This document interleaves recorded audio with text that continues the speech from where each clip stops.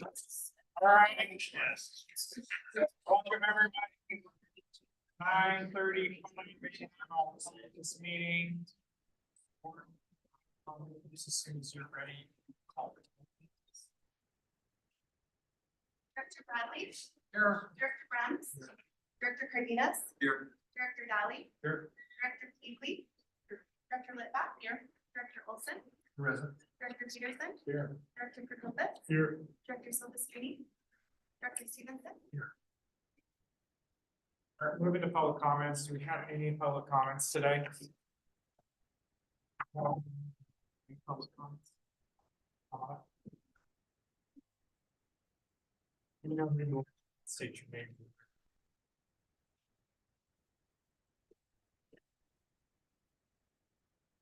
Good morning, Edwin Miono. Jaime Cardenas, Unified Police Department, Labor.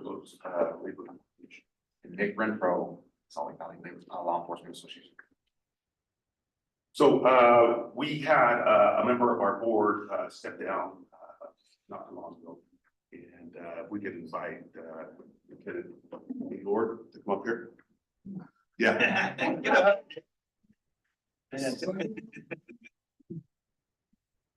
So he was asking what this was a little bit earlier, and I tried to be incognito with it, but we'd like to give this to Lieutenant Wayne Lord. Recognition of his to the members of the Unified Police Department and the Butler County Sheriff's Office. So we value. We'll fix this. This was we'll fix it. We got his name. No. Not just like. So this is just in recognition from all of us and from members of the years that he served on the board. It's a tough job and we recognize that, and we want to recognize him for the dedication to all of us. And fantastic guy.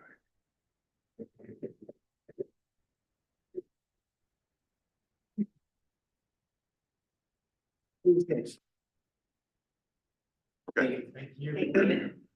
And since we're next up, okay, I just. Yeah, let me just ask one more time. Any other public comments?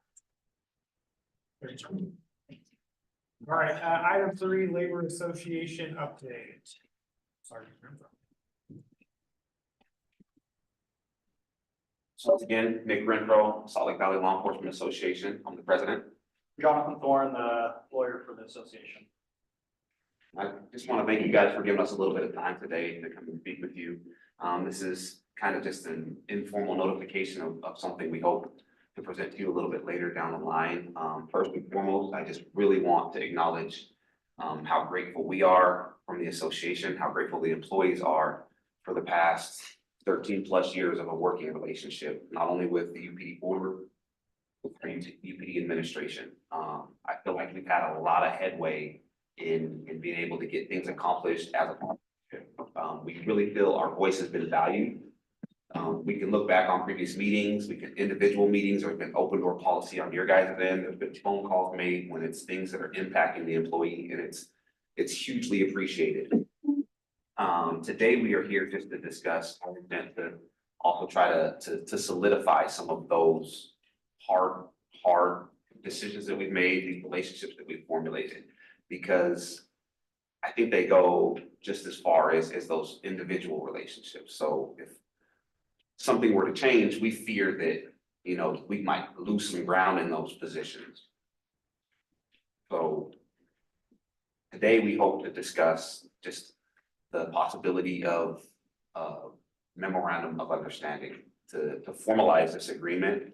And these are things that we've worked for into a place that will last longer than the relationships that we've established. So we're not asking for anything extra, but as far as the places that you've allowed us to have a voice, the protections that you've had for our employees that we have written into policy, the future of our merit process, we'd like to formalize that in just an agreement and a partnership. This has been done with other agencies. We've seen it in Salt Lake City that it's worked well. I think this would be an excellent recruiting tool to just try to bring some of these things together in just a more formal process. So it's not, like I said, asking for anything extra, but we hope for the intent is that we can engage in this level of an agreement that will solidify some of those things we've worked hard for. Are there any questions in regards to that? We've met with some of you and discussed kind of our intent. We would, you know, if there's any specific questions or thoughts around this, we would love to meet with people individually, or if there's, like I said, questions right now, we'd be more than willing to discuss them. Are you working on a draft? We are. For that, because I think that, just, you know, labor met with the three cities to talk about this.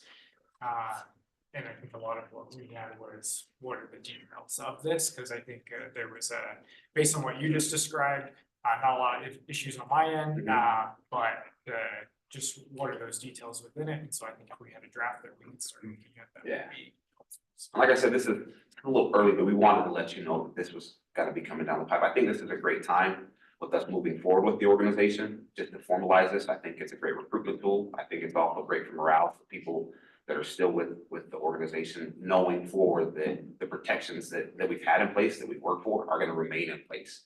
And that there will be a process to any of those changes. That's the only expectation, is that we're gonna take those benefits, those protections, formalize them, and then if there was anything that needs to be changed or tweaked, that labor, and it's maybe not even us, right? It's the representing labor organization at that time, would just have a voice in those changes. We are working on a draft. So I'll say, I mean, we did meet and talk about this, and to the extent that this gives our rank and file officers some comfort that we're gonna continue to operate the way I think we always have in the past. And if we've been derelict anyway in listening to labor on things like that, I actually have always wanted to hear about that, right? And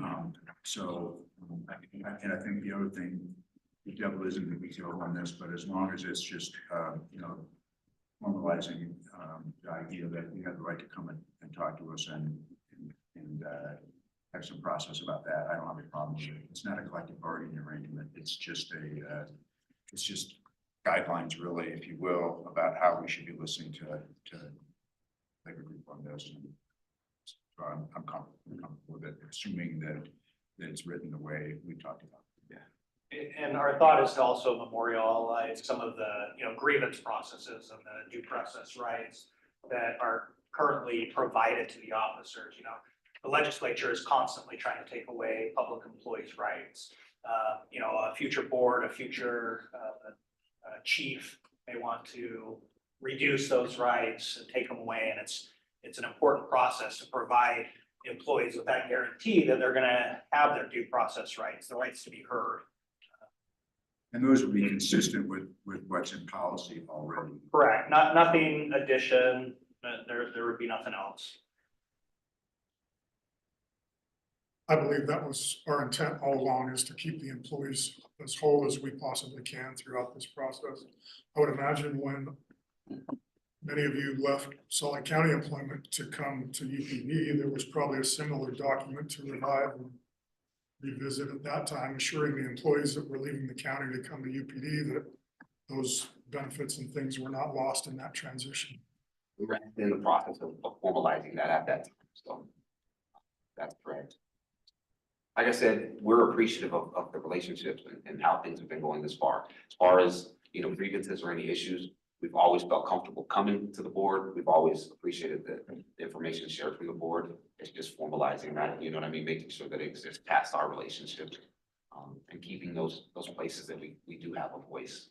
Well, there's a benefit to both the board, command staff, and labor, and having some, you know, definition about that, so we know what's appropriate, what's not appropriate, what's chain of command, what's outside of chain of command, and all those things. And that this would only, I think, reaffirm those kinds of things. In my opinion. Would this, I assume, kind of start with governance? Is that how the board would see it? That I mean, I'm comfortable with that. If that's what the board wants to do. You know, let's see what they come up with the proposal, and then we can talk about it. Thank you guys for your time. You know where to find us. If you have any questions. Yeah, thank you. And just for those that are listening, whatever, I think this board, we really appreciate the quality of the police force that we have, and we want to do right by the folks that work in this department. Command, so I want to thank you for approving the funding for that. I think that does help how we manage what goes on, you know, when we all go home at night and you need somebody there to coordinate everything. They're doing a fantastic job. So wanted to mention that. Also, wanted to thank Heather Anderson and Brittany Carzan for their work in the legislature. UPD has been involved in speaking on different bills or helping come up with some of the issues that we see within law enforcement. One is the HB 225, the passionate kissing bill. That's what it's called. But our sex crimes, our unit has been really actively involved, and they have actually testified on that. So we also have another one for a penalty for falsely stating that you ingested drugs. So you end up going to the hospital instead of jail. That usually ties an officer up for a long time, and a lot of these folks who you know, are suffering from substance disorders now have all passed the word on, hey, if you're going to be arrested, just tell me you've ingested drugs, and insurance take you to the hospital. So this bill will give a penalty if they do that. It will give us something that we can do, you know, hopefully to reduce that. There's also a child abuse and neglect reporting bill that gives clergy a path to report without violating the privilege of confession. So we've been talking with legislators about that, given our opinion. And then still working on HB 362, the juvenile justice revisions. And that's more for state funding prevention through the schools. And then there was one other that this one really was the reimbursement for strangulation for domestic violence, and it was for the exams, for the strangulation exams. We identified an issue through Midvale with Chief Thomas a couple of years ago, and there was some funding, and now we're trying to ensure that that funding is ongoing. As you know, we won't know until the legislature is over of what, if any of these pass. But I just wanted you to know that we're actively involved in that, because it really does matter to have a say. And we use whoever is best at having the knowledge and can speak on it. That's how we choose to put them in front of the legislature, work with them. Lots of ride-alongs. The legislature has requested ride-alongs with Metro Gang Unit, or wanting to come and see how we operate here. It's been really impressive to see how the legislature has commented on the UPD and the great work that we do. And specifically, you know, with the various units that we have, and then Metro Gang units. So been great to work with people from all over. So just wanted you to know that. Do you have any questions on that piece, anybody? Okay. And UPD, Heather Anderson is the UPD lobbyist. So, if you haven't met her yet, so I just want all you have. I would just ask Sheriff that if there's one of these bills in committee or something that we need more advocacy for, please lean on us. Okay, great. That if we need to do something. Can I ask you a question about the clergy bill? So does it then require clergy to report these issues? I believe they can. No, it creates a path so that they can report, should someone in the active confession share that they are abusing or neglecting a child. It provides that clergy the opportunity to share that information with law enforcement should they see fit, but it exempts them from having to be part of the case any further. Basically, it just allows them to report the information so law enforcement can use its other tools to start an investigation and protect the child. I'm just curious, because I would think it would be the religious institution that might say yay or nay to that. So I'm trying to understand the legislature. Also protect the clergyman from being sued, that type of thing. Yeah, like it doesn't change any of those things. Like we're already seeing those lawsuits going forward. So it doesn't really affect that piece of it. This really just provides those clergy the opportunity to share that information, which right now the Utah State Code is very silent on whether or not they can share that information. And the bill was broadly supported by clergy in its first committee and passed out unanimously. Any other questions? Please. I was just curious, I didn't know that it was a state law or versus the religious institutions got what we could and could not share from confession. So, thanks. Also, just wanted to get some clarification or direction in the finance committee meeting. We had our finance folks present different shared service formulas. But we really didn't get what direction. Do you want us to continue to do that, or do you want us to wait until UPD and the sheriff's office splits July 1 and look at that for the next year's budget? That just came up in our management team meeting, and we all decided, why don't we just ask the question and get some clarification on what you would like us to do. You're talking about readjusting the formula. Yeah, the formula. They came up with 3 different examples of different formulas you could use in the finance committee. Can we, well, Mavs, I don't know if you're talking about that in your update.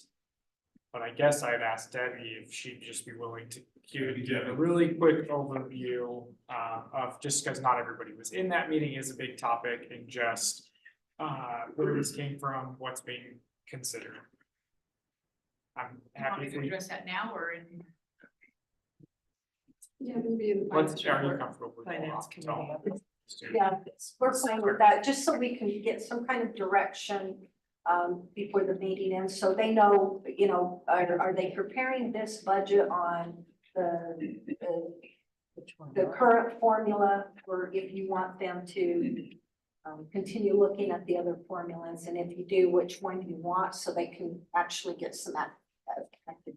So, but yeah, we can wait. That's all I have, and we can turn the time. So I just have a brief update on our staffing again. Herman, you can put that up on the screen for me.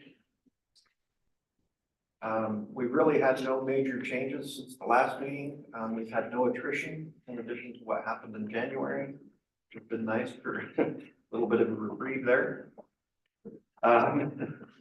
So we do have the same number of encumbrances from training. One of those will be assigned as of Sunday. That individual will be going to Kearns. So that will go down to 1 encumbrance there. Aside from that, you can see at the bottom of the screen there, the candidate pipeline that we're looking at currently. We had an officer that worked for us previously that has requested to come back. The sheriff has agreed to hire that individual back, so they will be starting on February 26th. In addition to that, we have 4 lateral candidates that are currently in the background process, and 1 additional entry-level LEO certified candidate. And we are looking at a March 7th hire date for all of those. We have 1 entry-level candidate pending a final interview that would be attending the academy starting in March, later in March 21st would be his onboarding. And then in addition to that, 4 entry-level candidates that are in the background process. So all of those below that point, that 1 entry level and the 1 lateral awaiting a first interview, we're looking at a May 6th date. We are still determining whether we're going to put any entry-level people into that academy class, depending on what staffing looks like with the split. Hopefully we'll have a little bit more clarity on who's going where by that point. But we're moving forward and getting that group at least to the point where we can have their backgrounds done and be ready to pull the trigger if we decide we need to do that. So that's pretty much our candidate pipeline. We did see an uptick in applications in January, which was really nice.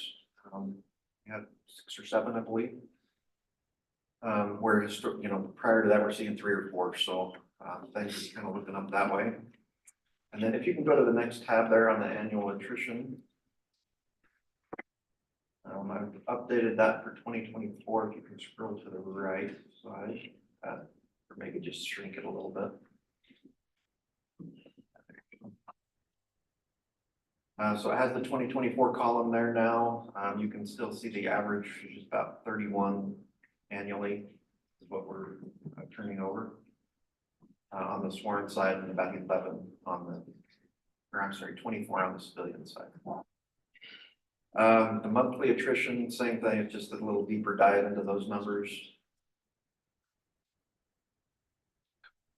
And then the 2024 hiring timeline, I just went over that, so I don't think we need to look at that one.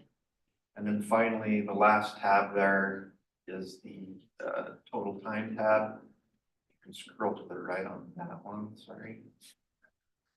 I updated this as of January 5th as far as URS total time.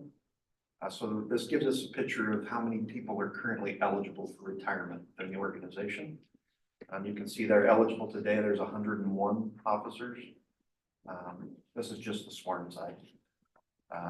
And then eligible within 5 years will be 190 for a total of 291 by 2027.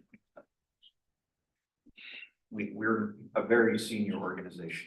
It is a little bit concerning when you look at these numbers and see how many are actually applying to law enforcement. This is across the board. This is just UPD.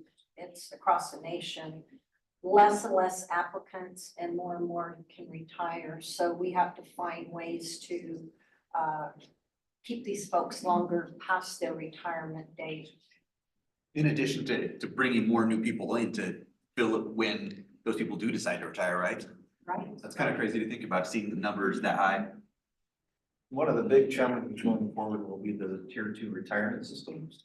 As those folks start to hit that, 10, 12-year mark, it'll be interesting to see if they stick with law enforcement as a career, or if they, as you can see there, the tier 2 with 401k only, there's 16 of those currently. Their pension's portable, so they could leave and go somewhere else, and take that with them. Where now, you have to do your 20 or 25 years, to be eligible for your pension. That's kind of the hook to keep people here.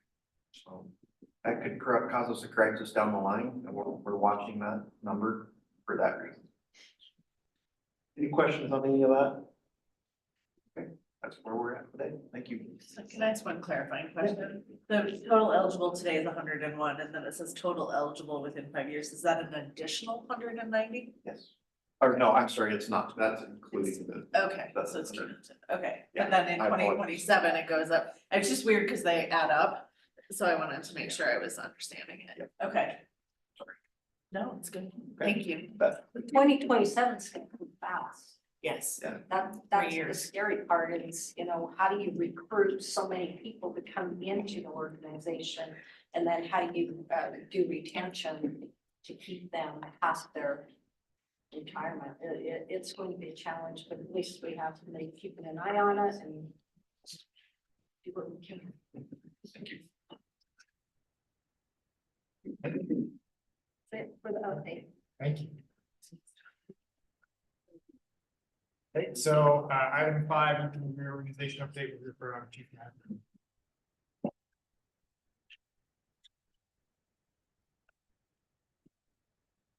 Mr. Chair. Going to report today basically on 4 really important benchmarks that are happening right now. I think it's kind of a critical time in terms of how we move this project forward. Lots of work and I'm looking forward to the next 2 or 3 weeks. We can continue on and get some answers to our folks. First one that I want to mention is we've been working on township presentations along with the sheriff's office. We've completed most of those, along with also presenting to the cities.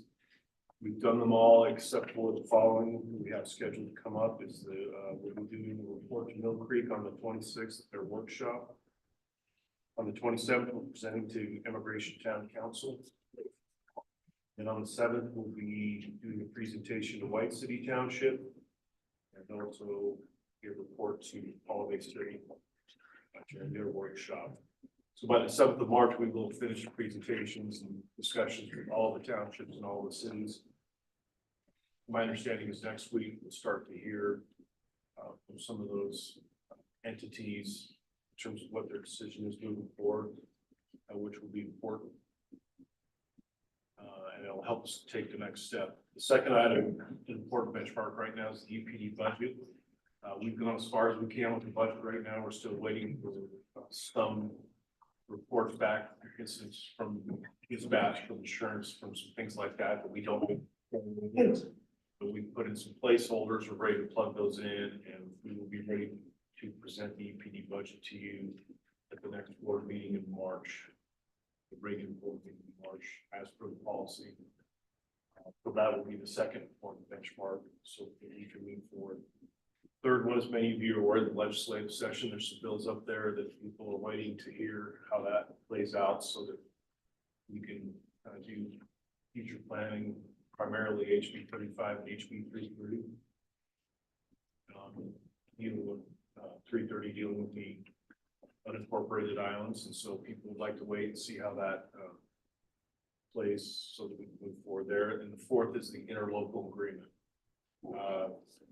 Very appreciative of all the work gone into that by board members and attorneys and everyone else. A lot of work on the front end here. You did a great job. You put a lot of time and effort into the interlocal agreement so that we can get that signed and move forward. That's pretty much it in a nutshell. We've done everything we can. We've looked at all sorts of contingencies. We have, feels like at this point now 80,000 versions of the org chart. But we put everything together as far as we can go. We just need some decisions, and then we can move forward quickly and aggressively in a controlled way so that we don't make mistakes. I anticipate by the time we have those answers, we'll essentially have about 4 months before July 1st. It's going to require us to do a lot of quick work. A lot of our employees right now want answers to questions, but kind of questions they're asking are questions that we can't answer until we have a budget solidified. Some of these things, for instance, what would be my benefits? Is that going to change? But we can't answer that until we get that report back from our insurance folks and have that budget filled out and finalized. So a lot of the questions our employees have and have been waiting for, I think we'll be able to answer very quickly. And of course, I don't want to speak for the sheriff's office, but I'm listening to Chief Ackerman yesterday, which I'm sure I'll hear a report on. They'll have more answers they can share. So hopefully we start pushing information out that's solid, actionable information that our employees can take and make decisions with, and we can move forward. But it is going to take a lot of work. You know, we're kind of in the final quarter of this situation. And so we're gonna have to move quickly, but I think there'll be a lot of cooperation. Very optimistic the results will be positive, and we'll continue to operate effectively and efficiently. So police department. I don't know if anyone has any questions. Does UPD get any grant from the state of Utah? Yeah, Amanda, do you want to speak to that? Yes, Any grants from the state of Utah? I'm gonna highlight HB 355 as a one to watch as well. It disallows the state to give grants to first and second class counties. Now, I don't know if that's specific to county government or if it would impact any organization in the county. So just something to take a look at. And that was 355? Yeah, We HB 355. and labor. That's the one, I'm sorry, I left that one out. We are aware of that. And, Okay. it doesn't impact federal grants, but UPD does get state grants. Through the grants with our victim advocates, the National Pain Unit gets grants. We have grants throughout the year, even how we get, you know, sometimes the state will come up with a grant like the wellness grant. And we can participate in that. Those kind of things happen all the time. So there will be an impact. It talks about nonprofits and it Right. talks about other things. I don't know if it calls out municipalities or law enforcement We got it. specifically. Yeah, the league met about that, but I just- discussions with the sponsor Okay, about gotcha. the intended consequences of Yeah. that bill. For everyone. How we function and the kinds of grants and you know, limitations and things like that. So it's problematic. So one just to keep an eye on, as you said, you're sure. monitoring a couple of others. Yeah, made note of that. Okay, thanks. You better know right at once. Go ahead. we have you and the sheriff there. I'm just interested in knowing, and I know there's still a lot of moving pieces here, but has there been any progress with respect to conversations with Salt Lake County or the sheriff about, things that we might contract with each other about and how we would help divide those things up? We had a meeting, the other day, almost 2 weeks ago. There, myself, and sheriff, some other side together to have those kind of discussions. And the way that I would sum it up is, very positive meeting, good outlooks, but again, we're still lacking some answers to really get into the details of what that looks like, what's needed, what's not needed. And so again, that's why I say the next 2 weeks, next 3 weeks are really important. I think that's what's gonna help us be able to all move forward, start making solid, sound decisions. In relation to those kind of things you're talking about, we need to get moving on that right away. I don't know if you have a view on that. Right, and we're open to having the conversation. The challenge is if you don't know who's going where, you don't know exactly what you need. So that's the holdup until we can find out and get an answer one way or the other, who's going where, then we can start working on that. But we have a good relationship, so I know that we can continue with those kind of conversations, but that's really what's driving the delay in those conversations, because we just don't know, well, who needs what. So, Yeah, and again, we're looking at hypotheticals, we're looking at concepts, we're trying to, some people come up with some great ideas. But until we have like what I keep referring to as actionable intelligence information, which is hard to move forward. But I think once we get these decisions, some of these decisions come in, it'll move forward very quickly. Okay, thanks. It has to. Yes.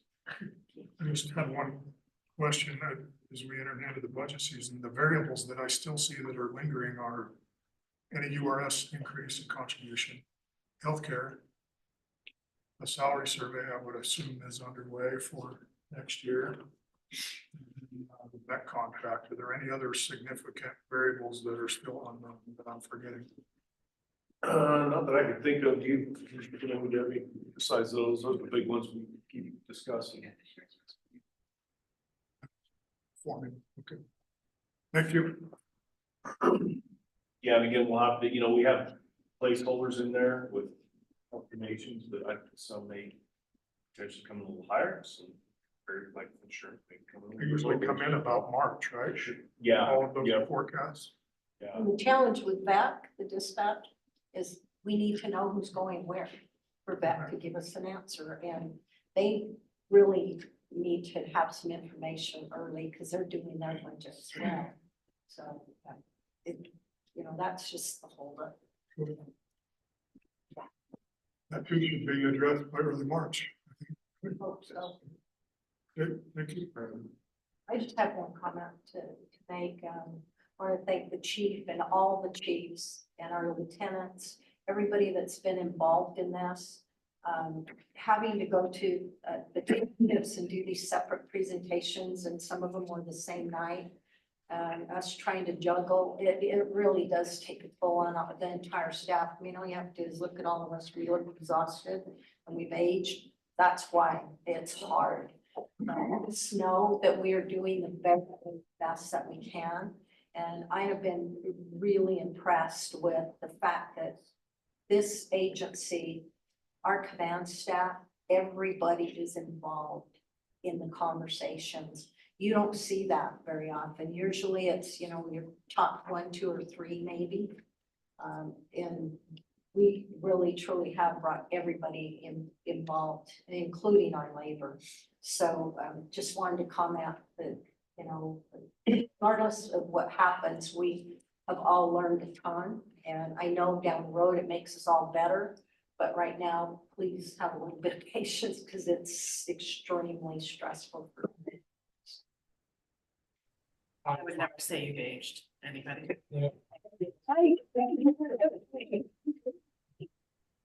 You look so good now. We do really appreciate you you all were in Copperton and then came to Midvale and we were out of there at 11-ish. It was late. It was a long day.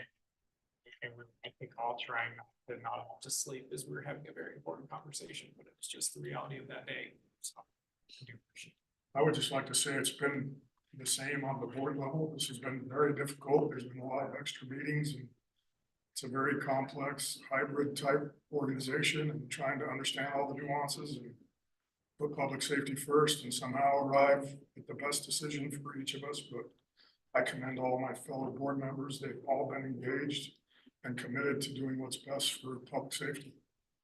It's never personal, even though sometimes it feels that way, at least to me. Hopefully, everybody realizes that. When they say sometimes all accomplishments are perceived chaos, so yeah, everybody's in this together, and we're just do the best we can. Thanks. And along with Sheriff, there are some folks here, that, especially these presentations, that have unbelievably crept up to the plate, dumped everything they had going, understood the importance of this for everybody involved, for all the entities, the cities, the county, the townships, got a lot done, so they know who they are. I thank them. Appreciate the support. Any other questions for me? See anything. I both appreciate that board. Appreciate it. Sure. All right, item 6, Salt Lake County Law Enforcement. Chief, back. Morning, everybody. A lot of what I was going to update you on has already been covered, but a few other additions. We have approved our hiring plan for all the divisions through the Merit Commission. With that, has been alluded to, we are going to be asking in the next Slavisa meeting to set a date for the next board meeting in March, is to make a decision as to which path each partner is going to make. Because we really can't, in good conscience, put out our recruitment plan when we don't have a complete work chart and our members don't know what they're really applying for. And so we did set some dates initially with the Merit Commission in our hiring plans, which we are intending to go back and amend to push back, which is really going to compress us up against that July 1st date. But we do feel we can still meet those objectives as long as we can have decisions made before that third week in March, if that makes sense. So in addition to that, we are, again, we've come out and met with each of the townships and done our presentations. On the county side, we did complete that on Tuesday night. And we will also be scheduling more Q&As as this information becomes more clear, so that we can come out and meet with members of the UPD to present org charts and pay plans, benefits, and answer more of those questions. That's all I have. Unless there's any other questions, I'd be happy to answer those. Thank you. All right, item 7, UPD reorganization and discussion. Main thing on my mind is the interlocal, but we're gonna get to that. So, but if there's anything else that anybody's got on their mind that we should discuss regarding reorganization, we have to do that. Okay, seeing none. Item 8, Finance Committee update. I'm deferring to, right, Steve, I was ill and my computer died that day too. So he chaired the committee. I did chair the committee and it's a pretty brief agenda, but there was some new concepts and ideas introduced to the committee about maybe it's the appropriate time to look at the formula and how we calculate that and some other options. And asked for maybe a 1-page summary to come out of that meeting from staff. I have not seen it yet. I understand Richard might be out sick today, but I've asked Debbie to give a brief update on some of the concepts that were introduced at that meeting.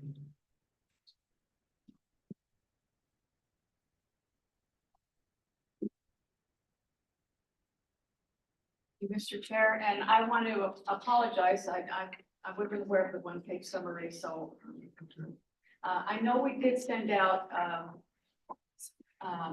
the first draft of the shared service formula to the finance committee. So at the finance committee, we kind of updated everyone on where we were with the budget, and that's where Steve brought up some of the things that are in the budget. So I'll go over that really quick. We have put in there a 9.7% increase in health insurance. That was the initial increase that was given to us.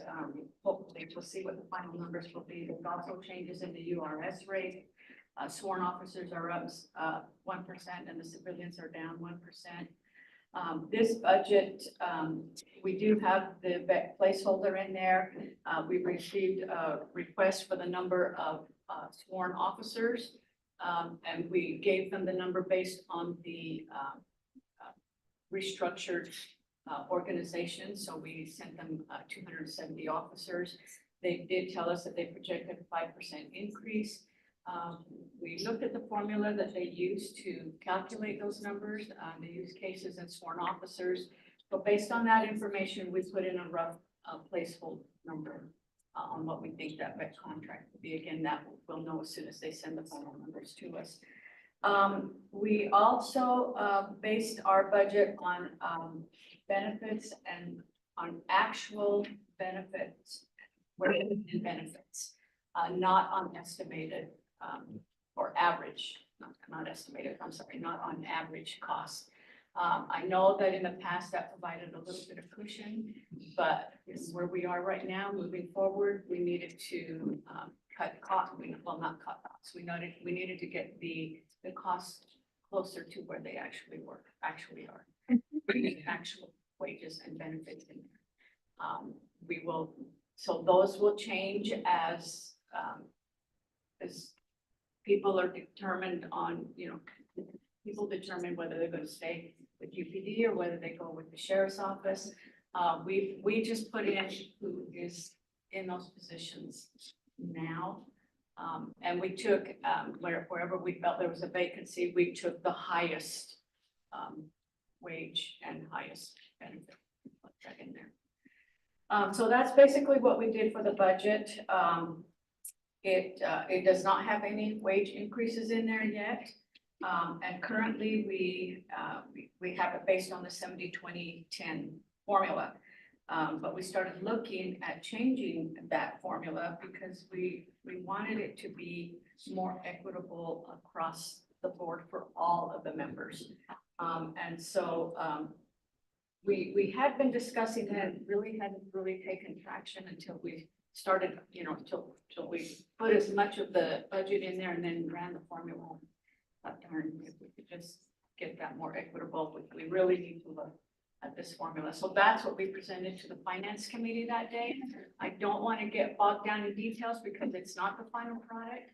We're meeting with the commanders and the chiefs next Wednesday to have them look at it, shoot holes in it, tell us, we looked at it from the finance perspective, what made sense to us.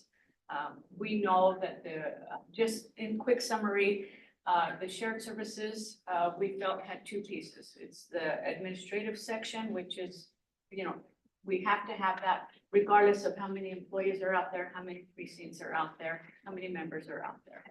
And then the second piece is what we call the specialized services. And so we thought, take all of the full-time employees in each of the precincts divided by the administrative shared service formula, that would give us a percentage. Take the number of cases to be applied to the specialized services portion. And then that would give us a percentage for each of the precincts. We took the crossing guards and made that a percentage and then ran that through. And then as for our base, because coming from a city, this is how I was always charged to come up with a fee. And always you have to have a base. My experience has been with utilities and business license fees. You have to have a base and everybody has to contribute to that. So we thought, how do we establish a base here? And then the rest was based on usage. If a family or someone uses more water, they get charged based on a meter rate. we needed to start with something, so we started there. So cases was the one that we would kind of equivalent to what the usage would be. So that's kind of how we came up with the formula that we gave to the finance committee. And that's what we send out to the finance committee. Again, it's not the final product. We're going to be looking at it again next week. But the reason we did it and we presented it to the finance committee is because we just wanted to see if there was an interest. We feel really strongly that the formula needs to be looked at and adjusted. And so we wanted to see if, you know, we're just spinning our wheels or if there really is an interest in going forward, which we feel is really necessary. But again, that's up to the board. And so, I apologize, I was named on the finance committee on the last time because of but, so are you, and I looked at the spreadsheet, but it wasn't clear to me. Are you eliminating the population and the property tax valuation components then, or? we removed all of that. We took population out, we took property tax out. And so all that's left of the original formula is the cases. And then we went with full-time equivalents that was in each of the precincts to come up with a percentage. And then to come up with the base, we took the full-time equivalents in the administrative portion of the shared services and divided it by both the administrative section and the specialized section of the shared service to come up with a percentage. So if I have more problems with some other jurisdiction, we would be paying a larger share of that administrative thing for crossing guards. Because we already pay for the crossing guards as part of precinct costs. Yeah, right? you'll have that portion. So, and we did combine the percentages. We took each percentage and multiplied it by the shared service cost. So yes.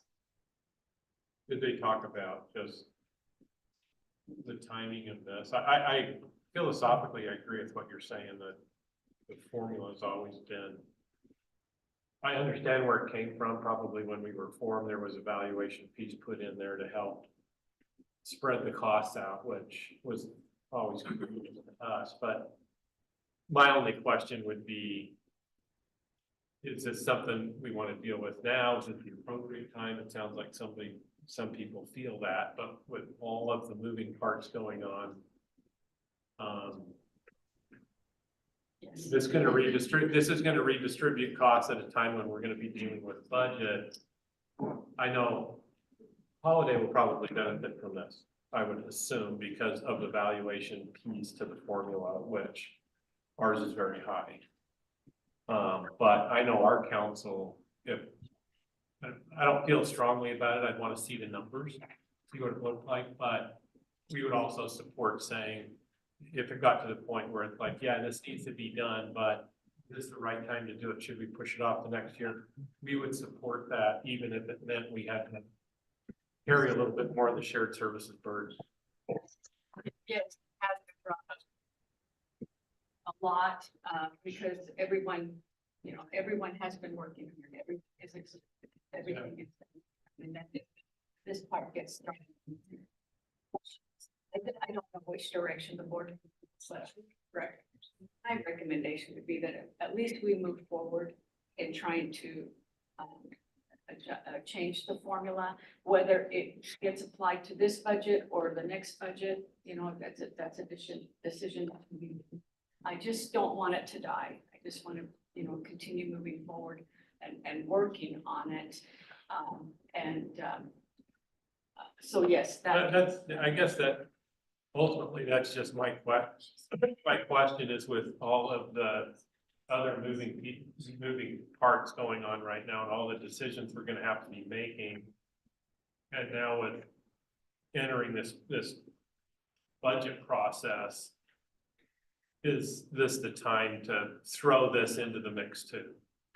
And we have to look at the numbers. If the numbers don't, you know, the numbers are going to change things, I think. I mean, particularly the real property valuation, there are some communities that benefit from not having that considered. I think Mill Creek and Holiday are among, because that's something temporary property valuation. So take that out, one vote is going to that vote. So Yeah, so I guess if it's not a significant change and it fixes what everybody sees as a perceived problem with the formula of the 70-20-10, fine, but if it ends up being bigger than that, it's gonna create another internal debate we have to have while we're going through the budgeting process. I would question whether the timing's right to really deal with this. I was just gonna add, I was wondering if the reason it was entertained now is because is it a draft in the ILA? Is that why it needs to be, if we're redrafting it, is now the time, but I agree that this is just gonna slow down the process. The problem is the presentations were all made based on the formula. True. Are we going to go back to every entity that you made your presentations to and say, oh, by the way, the numbers have changed and the formulas have changed? I thought you wanted to get this thing finished. I agree. I think this is just adding an additional element. I'm not opposed to it. Sorry. Especially since not only is it just the board is gonna be looking at this, but then we have to further educate every council member. And right now, they're grasping, trying to understand what was before. And then just throwing another wrench in, I just think it's poor timing. I think we do need to look at it at some point, but whether now is the time, I just don't feel comfortable with it. I know I don't work in finance, never have, likely never will. But as I talk with my finance director, I know that she really appreciated all the work that you put into this, just because it's much more tied to fee for service, and being directly tied. And so she really liked that. I know it's hard in any conversation around the formula is there will be, it will change what everybody is paying into it, but I do think it's important that we get to a place where, and hope that at some point we can get in this organization, and I think that from my understanding, that's been a point of contention in the past, and if we have a formula that is really based on fee to service, hopefully that helps people feel more comfortable staying in the organization and coming to it. For me, I have no issue looking at it now. I mean, I think, because I hear what Paul said about having to re-explain to folks, but I also think in talking with Chief Mazur, like, the numbers are still not finalized regardless of what the formula is. So I'm not, like, we are being very careful not to explain to our council, like, this is the number, because we don't actually know that yet. We haven't taken wages into consideration. We know we're not there. And so that piece, at least for me, is less of a concern, just because I think regardless of this, we're not there. I think that as we are going through, it is not great timing with everything going on, but I also worry of what does that look like once we sign the interlocal and we start the organization. Are we truly going to come back to this and be looking at it? So I am comfortable if we continue this conversation now, but that's me. And Debbie, I guess I would ask you, I think it would be helpful for us to look at what that formula does to everybody, in the place where I would say, if we've got council saying we're not willing to sign an interlocal with a formula up in the air, I think it's worth it not to touch it. But if we had a better sense of, like, what is your deadline of being able to make sure we've got a budget in place to have direction from us on what that formula looks like. Yeah, and just to point out, when we did the presentations, I did make it clear that these weren't the final numbers, because there's so many unanswered questions still. And also that we are looking at possibly changing the shared service formula. I did want to make them aware of that, make everyone aware of that. The other is that as for the timeline, I mean, you know, once we meet with the commanders and the chiefs get all of their input, we feel once we get the data, well, one of the factors that they're asking us to look at is calls versus cases. And so, you know, we feel it's important to, every factor that goes into this new formula is justifiable. And so And we are able to get that data. So once we can come to that consensus, which I'm hoping we can do next week, we can pull that data and get the shared service formula completed. It would be ready in time for comparison for the March meeting. Maybe a good compromise would be to see what that data looks like. And if it ends up being very disruptive, then we can make the decision to I think that's get it. the conversation in next year. I think that's it, and you know, counterpoint to some have said, there are shocks to the system. This is a great time, circumstances to be able to explain that to our constituents, why this is happening now, rather than getting into this a year or two. I mean, you could phase it, you could, but there are gonna be shocks to the system by changing the formula. Maybe it's better to do it in a long one. I don't know. I just want to add, 70-20-10 has worked to this point. Is it the most fair and equitable? If it's not, I'm open to addressing it. I don't want to be rushed in this process. If we could, you know, approve the new interlocal redrafting, give us 12 months, amend the formula in a year's time, I'm open to that as well. I just don't want to feel rushed. Well, and the other thing is, I mean, the formula was adopted based upon when it was initially adopted. There was a reason for that there was at least some consideration that population and taxable value might affect the cost of providing service in the community. I mean, a larger community is going to have more events or something like that, right? You know, things like that might might justify that. So I agree with you.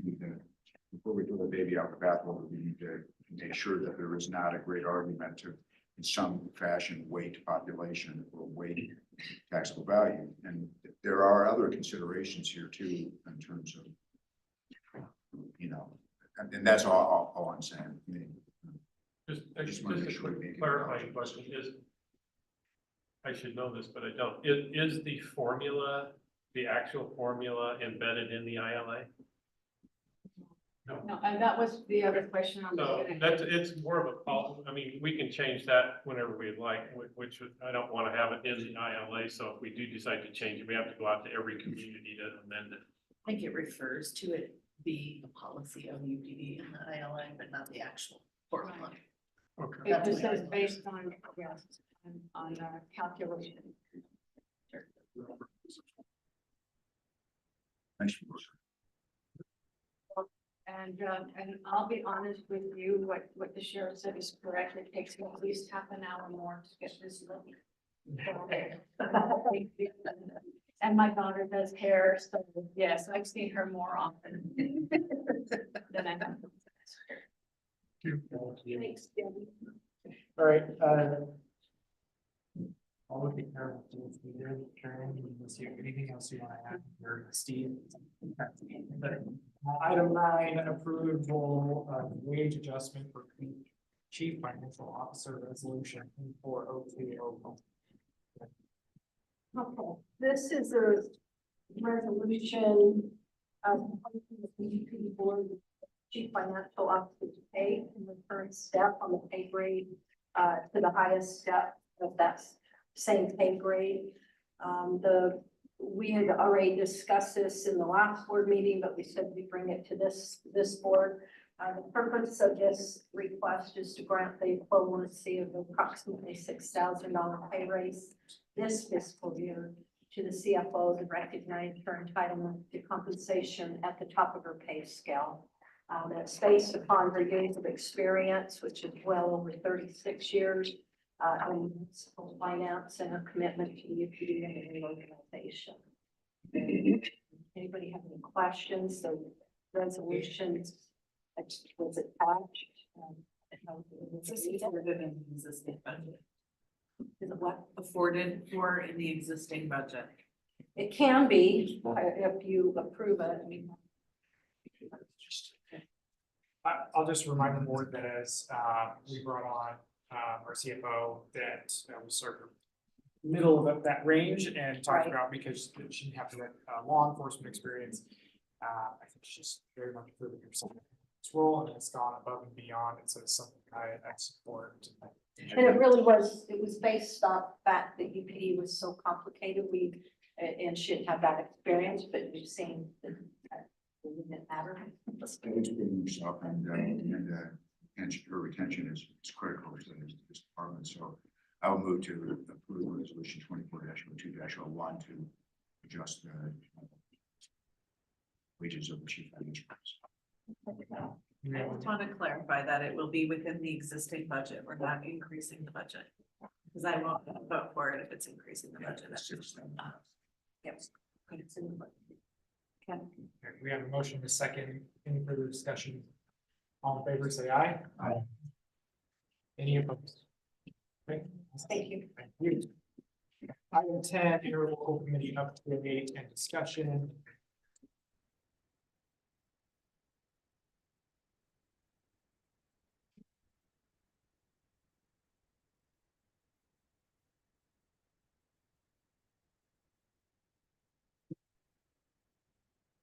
Chairman of the board, the interlocal committee met on the basis that after the last interlocal was submitted to the board, there were some suggested changes to it that we wanted to consider. And so you were emailed both the final, as we call it, I guess, plus the track changes to show those. I'll discuss those briefly. There were, I'll start with the easier ones and then go to the one I think that is probably one of the biggest changes. But the first one was at the request of Council for Brighton and Immigration, that we spell out that fees for dispatch will be part of the fees paid by shared services. It wasn't mentioned in the original draft that went out, but we do pay those. We have paid dispatch fees and we will continue to pay those. So this was presented to the committee and they agreed it's an appropriate amendment. The second one was a request to define how a member fee is calculated.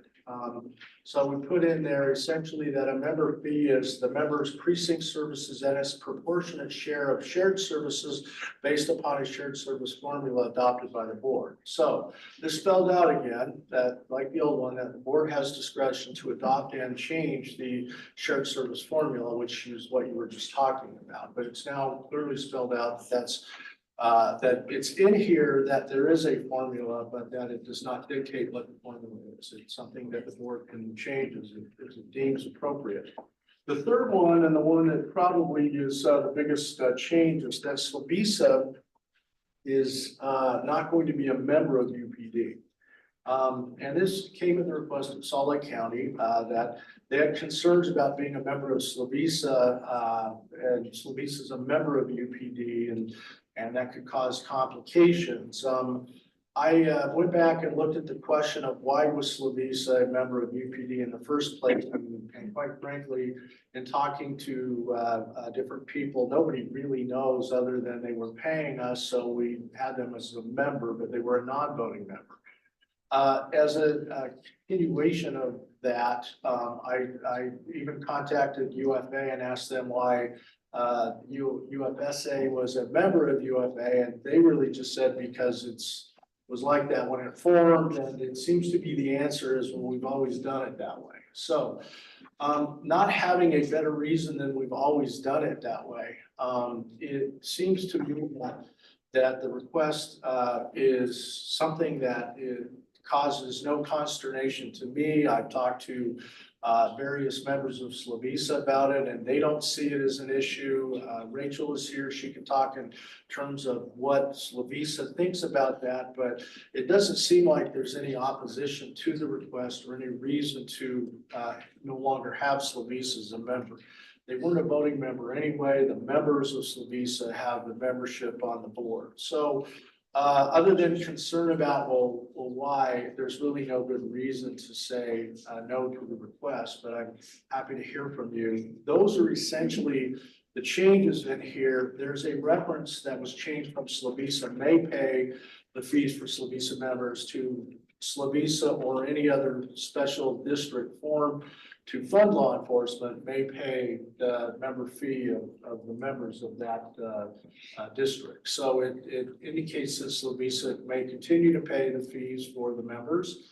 And it doesn't, there was originally a proposed the word shall in there, and yet we felt that the word shall is something that would create problems for the discretion of the Slovisa board. There was also a paragraph that was proposed that would say we would accept that as in satisfaction of the obligation, and we couldn't do that. But in discussing the issue, I think we've resolved so that the matter that the amended version that's now come before you with track changes and final is ready to go out. The only other issue that came up is the timing. We were going to submit it today for approval, but because of these changes, we felt it was important to give you time to take these changes back to your member entities and discuss it. We did, one other question is obviously that there are certain members of Slovisa who requested additional time to see what the legislature does. The session ends March 1st. So the current proposed date now for the UPD board meeting to review and vote on approving this is March 13th. And I think all members, except you Councilwoman Kigley, have indicated they can attend. If you can attend remotely, if you can't make it, that would be appreciated. Or designate a representative from Brighton who can attend if you just can't make it. Because I think it's important that all members are in attendance at this, and the vote is what, essentially your vote is what your entity desires to do. So we pushed it back so you can have ample time to get that information. Under the current interlocal, it says the board may amend by a 2/3 vote, and then the members shall approve. In this new one, it says the board has the same percentage vote, but the members must approve. So shall is a little different than must, in that what we need to know is if your councils don't ratify this, then they won't be considered a member of UPD going forward. And so it's important that these just move fast now. For timing reasons, we've kind of pushed this up as long as we can. And I understand the desire to see what the legislature does and have the session end before it's actually voted upon. But we have preliminary budget numbers due in March. We've got other things we have to do. And if one of the things that in our discussions with Salt Lake County is they're kind of to the point where they would like to engage in conversations with us about specifics, but they need to know who's going with UPD, who's going to go with Salt Lake County. And until those decisions are made, it's hard to move the specifics forward because there's still unanswered questions. So with this in mind, obviously we can make any additional changes, but that would require at least some communication to the board on what we're there. If they're minor stylistic changes or a comma or reordering a word or something, I'm fine with that. I don't have pride in authorship, but I do think if we're going to change a specific provision in here, it could create problems and further delay. I hope that what now is the final is satisfactory to the members and sufficiently clear that you can vote on it. Harry, do you have any coming around and making those presentations? I'm not sure I can articulate all the reasons why and how we got to the new auto, or can I lean on our council to deliver that information to my council? One of the nice things about the committee now is that it's had full representation from member attorneys to a lesser extent Salt Lake County, but the rest of the members' attorneys have been attending these meetings and they've been very helpful. So they've been giving me feedback as we go, and some of the edits, like I said, are coming from them. There's questions asked.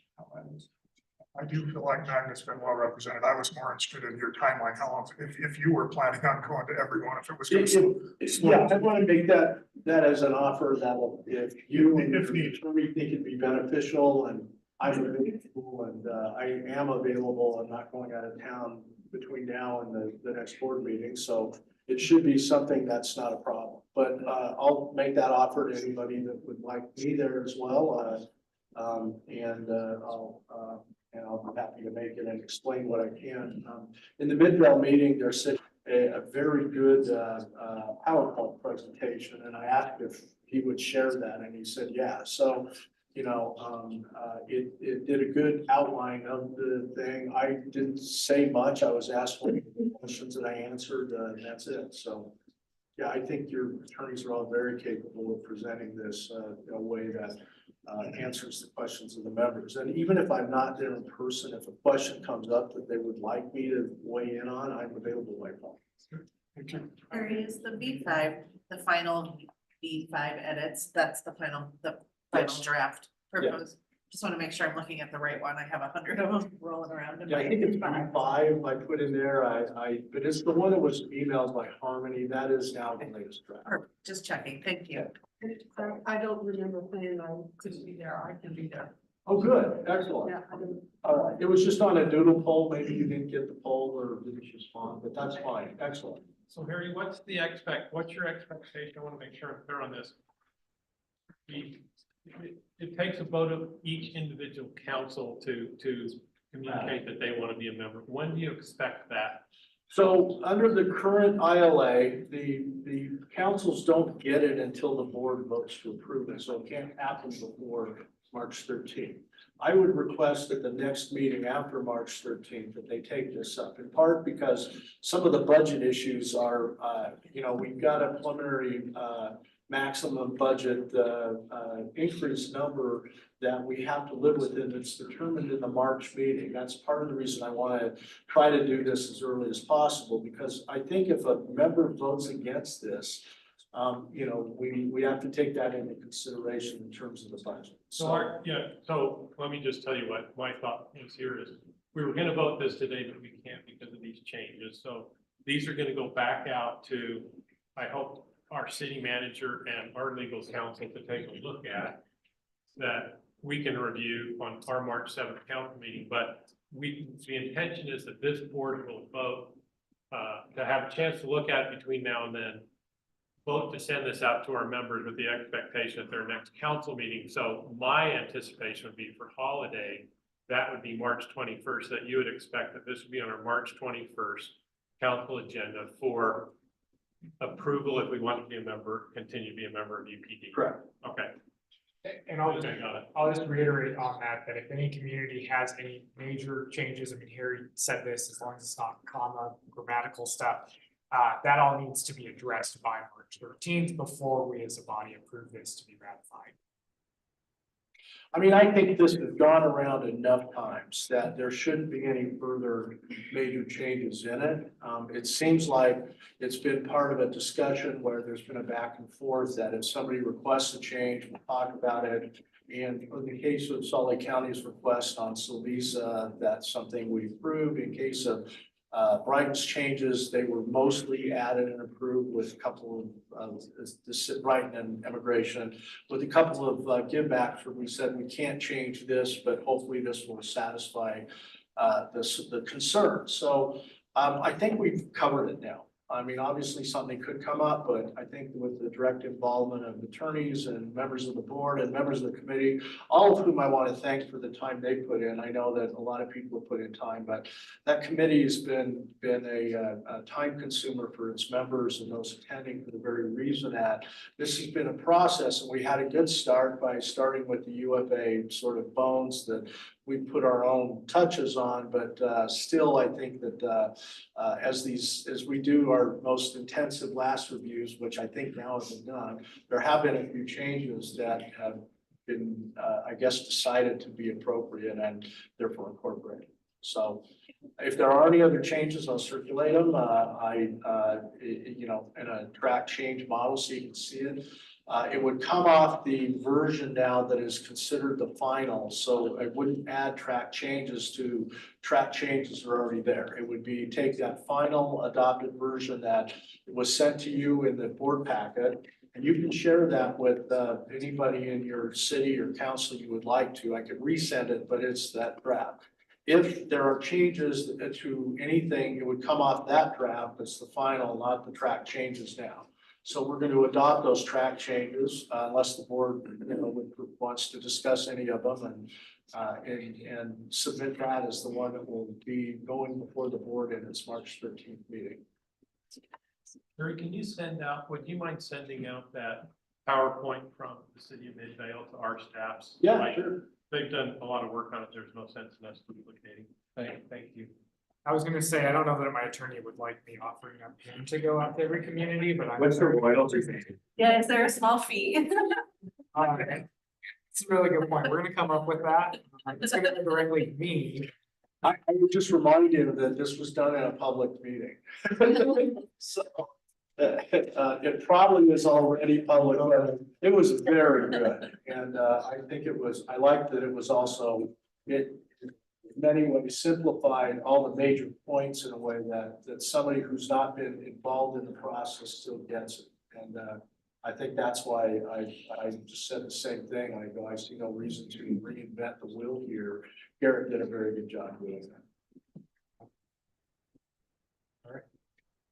Okay. All right, item 11, acceptance of donation. Let's make this quick. One donation from Mayor Kelly Bush, the current town council, for $400 to purchase some car seats. I'll make a motion to approve the acceptance of the gift. Thank you very much. Okay. Yeah, motion, second, any discussion. All in favor, say aye. Aye. Any opposed? Okay, Thank you very much. all right, upcoming meetings, Harmony, this first point, scheduling additional board meetings. We have to just about that. So if you guys want to add the additional, we're meeting the first Wednesday of each month. I'm thinking, given that what's going to go on in the next 2 weeks, that following March 13th, we should probably plan on that. I would agree. I know we wanted to slow down with this, but I don't think that's happening. I'm sorry, can you say that again? Just that we would continue the 2 meetings a month instead of one, keeping that Wednesday meeting. As long as they're spaced out appropriately, not 1 week after another. And I think we can continue to make the individual changes when we're in these odd situations. So to clarify, that would be the 13th, and then we do the 21st, but then going into April, we do the, what is that, the 3rd? And then the 18th? Looking at a calendar, it sounds right. I would just say that week is spring break, so I don't know if a lot of people are gonna be gone or not, but that first week of April is gonna be spring break. Something to consider. We know everybody's intent by the 13th of March of which direction they're going. We will see the final draft, and approve the resolution of the ILA to take back for our next agenda meetings in our respective councils and be closer to what it's going to look like in the end, right? I'm thinking through the timeline, by the end of March. My suggestion would be we plan on the meeting in April if it's needed, if not, or we're not gonna, if we're gonna have issues with folks. So what's the date and time being proposed? I believe it's, say, April. I think it's the 3rd. Minus 14 and 18, and then the next one looks the day prior.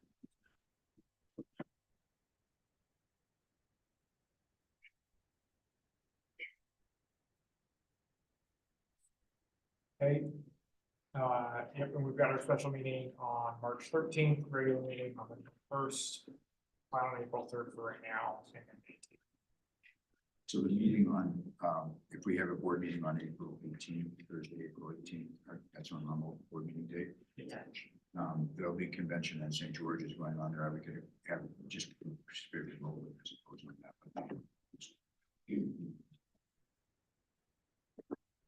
Which conference?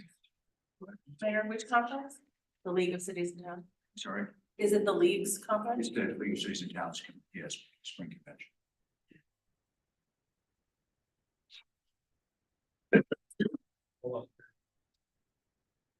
So the alternative is we could move both meetings back a week. So there might be a spring break conflict on the 3rd. That first week of April, move the special meeting to the 10th, and then move our traditional board meeting to the 25th. I'm comfortable with that. Yeah, that might be easy. So we Mayor can do- Silvestrini, I'm guessing you're the only one. You're not the only one who might be out of town. I So, would hope not, I mean. On the 18th, yeah. so Wednesday, the 10th at 9, and Thursday, the 25th. at 9. Of April. Of April. That'd be great. Does that work for everybody? How many you said? One bit, but. I mean, that's just one person. Here, spirit. Okay, perfect, we'll plan on that. All right, item 13, approval of the January 18th, 2024 UPD board meeting minutes. Are there any edits to those minutes? Otherwise, I entertain a motion. So moved. Okay, we have a motion and a second to approve those minutes. Any discussion? All in favor, say aye. Aye. Any opposed? That passes. Do we have any other business? Move to adjourn. Motion, is there a second? All in favor, say aye. We're adjourned, thank you. Thanks, and we're,